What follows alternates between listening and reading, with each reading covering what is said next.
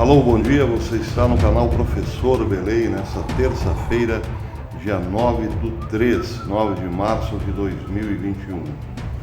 De ontem para hoje, o YouTube desinscreveu quase 200 inscritos nesse canal.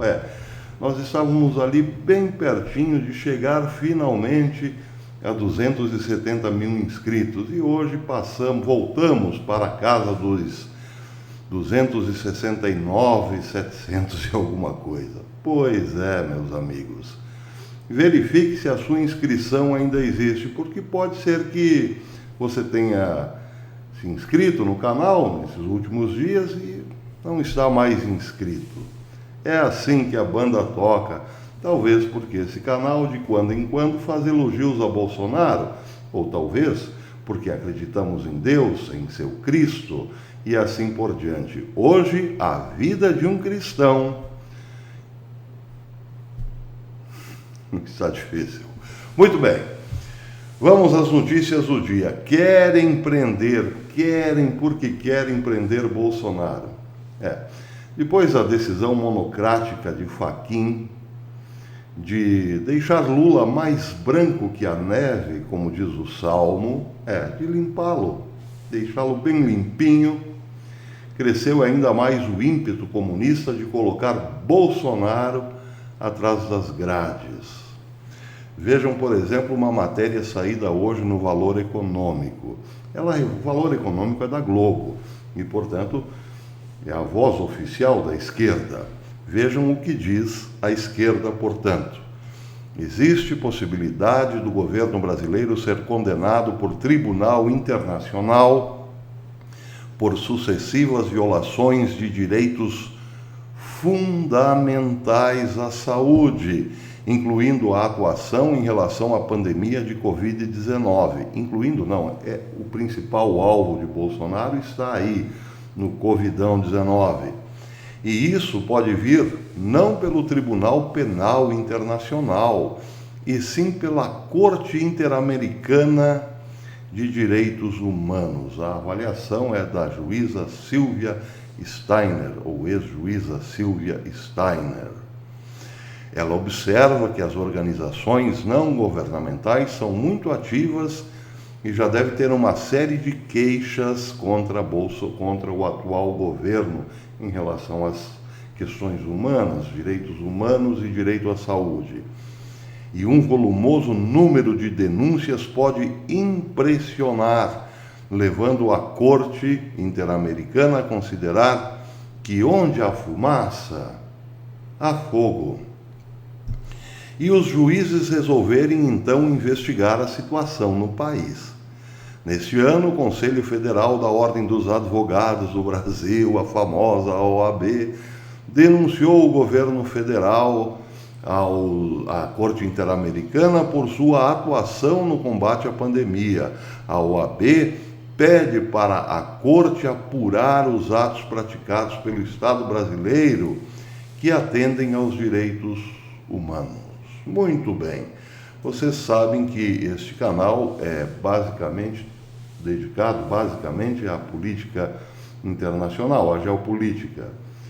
Portanto, não estamos muito debruçados sobre os meandros da política brasileira, mas, falando como leigo, é muito difícil acusar Bolsonaro de algo que ele não fez.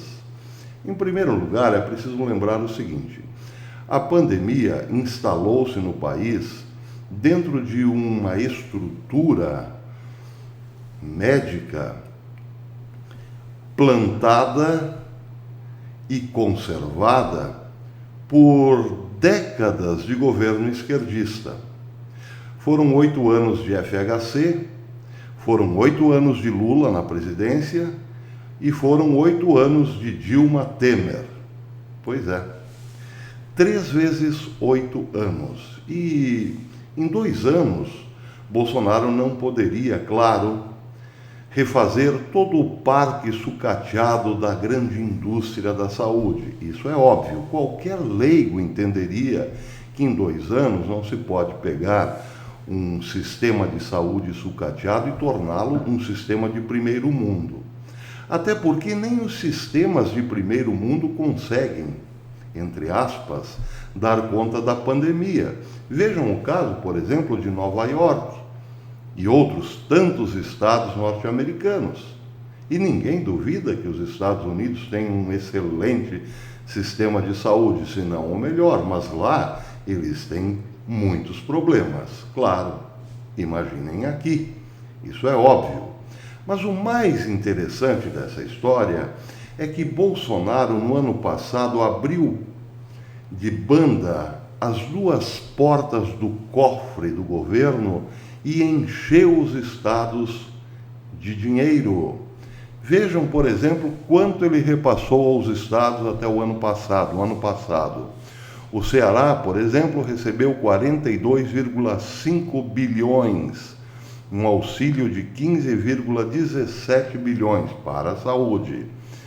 O Distrito Federal recebeu 9,8 bilhões, o auxílio para a saúde 3,4 bilhões. Bilhões, eu não estou falando em milhões. Bilhões. O Espírito Santo, 16 bilhões em auxílio, 5,5 bilhões. Goiás, 27 bilhões, 9 bilhões de auxílio. O Maranhão, 36 bilhões, quase 12 bilhões de auxílio. O Mato Grosso, 15,4 bilhões, quase 5 bilhões de auxílio. O Mato Grosso do Sul, 12 bilhões, quase 12 bilhões, 11,9 e quase 4 bilhões em auxílio. Minas Gerais, 81 bilhões e 26,9 bilhões de auxílio. O Pará recebeu quase 40 bilhões, 39,5, desses 14,7 bilhões em auxílio para auxiliar a saúde. A Paraíba recebeu 21 bilhões e 6,5 bilhões de auxílio. O Paraná, meu estado, recebeu quase 40 bilhões, 38,6 e 13 bilhões,7 em auxílio. Pernambuco, 42,7 bilhões, auxílio 16,2 bilhões. O Piauí recebeu 19 bilhões, 5,6 em auxílio. Rio de Janeiro, atenção, recebeu 76 bilhões e quase 25 bilhões em auxílio. O Rio Grande do Norte recebeu 18 bilhões, 5,5 em auxílio. O Rio Grande do Sul, atenção, Rio Grande do Sul, quase 41 bilhões, 12,2 em auxílio. Rondônia, quase 9 bilhões, 2,64 em auxílio. Roraima, 5,1 bilhões, 1 bilhão em auxílio. Santa Catarina recebeu 21,6 bilhões, 7,22 em auxílio. São Paulo, atenção, São Paulo, do governador Dória. São Paulo recebeu 135 bilhões. 135 bilhões, com 55 em auxílio. Sergipe recebeu 12,9 bilhões, 3,85 em auxílio. Tocantins recebeu 10 bilhões, 10,5, 10,5, auxílio 2,28. Bem, essas fontes estão no portal da transparência do SUS, SUS/Senado Federal, e os dados foram atualizados no dia 15 de janeiro de 2021. Bem, como disse, sou leigo em política caseira, mas até um leigo sabe que é muito dinheiro que o governo federal passou para os estados. E aí, com 130 bilhões, não deu para São Paulo colocar aparelhos modernos nas suas salas hospitalares, nos leitos e assim por diante, mais leitos e assim por diante? Não deu para cuidar melhor da saúde? E agora essa volta do fique em casa para quebrar ainda mais a economia? Um leigo, até um leigo como eu, suspeita, como diz o Valor Econômico da Globo, que sim, onde há fumaça, há fogo. Mas querem prender Bolsonaro, porque provavelmente Bolsonaro não regula bem das ideias. Bom mesmo é Joe Biden, que ontem fez nova aparição pública e passou um grande constrangimento, ou melhor, pagou um grande mico, porque esqueceu o nome do Pentágono. Pasmem. E também esqueceu o nome do seu secretário de segurança, Lloyd Austin. Ele dirigia-se, queria cumprimentar Austin, ou melhor, elogiá-lo publicamente, apontou para o senhor Austin e não saiu o nome, aquele ali de farda. Também não soube dizer o nome do Pentágono, não lhe vinha à mente. E o problema de Biden é tão sério que ele não consegue sequer ler o teleprompter. Ele começa e daqui a pouco... Enfim, mas o mais interessante dessa história é a equipe em torno de Biden para protegê-lo de entrevistas. Assim que um repórter se aproxima, ele já é logo cercado. Não, deixa disso, não podemos entrevistá-lo. E até a CNN, pasmem, senhores, a CNN, o maior braço midiático dos democratas nos Estados Unidos, está reclamando de não poder ter entrevista, não poder entrevistar Biden.